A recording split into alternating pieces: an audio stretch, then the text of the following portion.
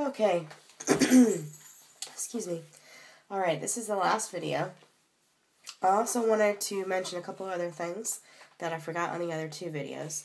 And one thing is, when you get your rings in, sometimes they might not fit right away. But that can be okay, because, as the instructions will tell the therapist, hopefully, these can actually be bent.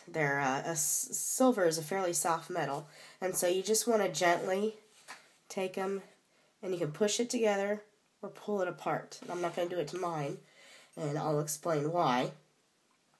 After a while, if you do that too often, then this area right here where the two rings attached will get what they call is work hardened. The metal itself is no longer flexible if you bend it back and forth too much. And so if it gets like that, then one day while you're putting it on, if you accidentally bend it, it will break right there at that joint. And so the first day you get the rings, just be very gentle and make sure you don't overbend them back and forth too much, and get it exactly where you need it. And then if you can't get it where you need it, send it back, get them resized. And then after that, don't bend them. Another thing that can happen to cause them to bend is when you're putting them on. If the ring is too tight, or if it's very snug, like this one, my middle rings are the snuggest. When you're putting the ring on, hold it at the proximal end, and push it on. Do not put it on by pushing at the most distant part like that, because what can happen is when you're pushing hard like this, it'll squeeze the two ends together, and you can end up with a really bad bend right here. And I did that on this side, on my index one, before I realized it was too tight, and resized it. And what happened was, when it bent, it actually misshaped the ring right here, and it was no longer comfortable to wear. So be very careful when you're putting your rings on to be gentle with that, and always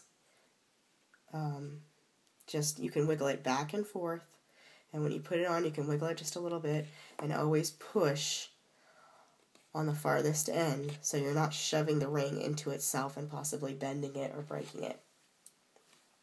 Also, another thing, I have these beautiful but thick wedding bands that I can no longer wear.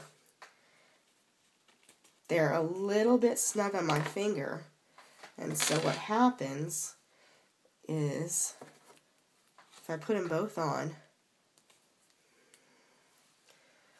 my fingers are kind of short and wide, and so now I can put it all on, but now I've got a lot of the skin really pinched right through here.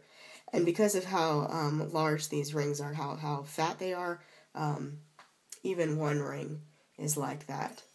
So you can either size your rings up generously,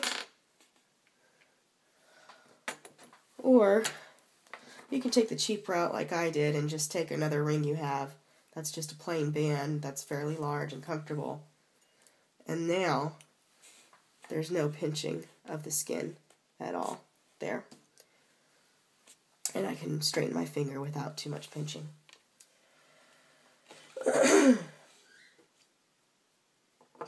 The last thing I want to talk about, too, is when you've got the rings on.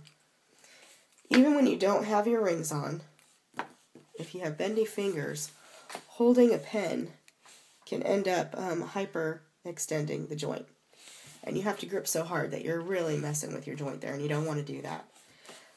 But with this pen, which goes like this, it's very easy to keep the knuckle curved like it should be when you're writing, and you don't have to grip as hard to write. It's very, very comfortable.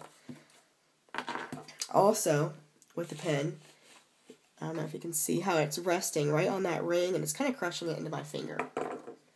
But with this pen, the finger actually rests a little bit differently, and so it's the pad of my finger that's touching it, not the ring.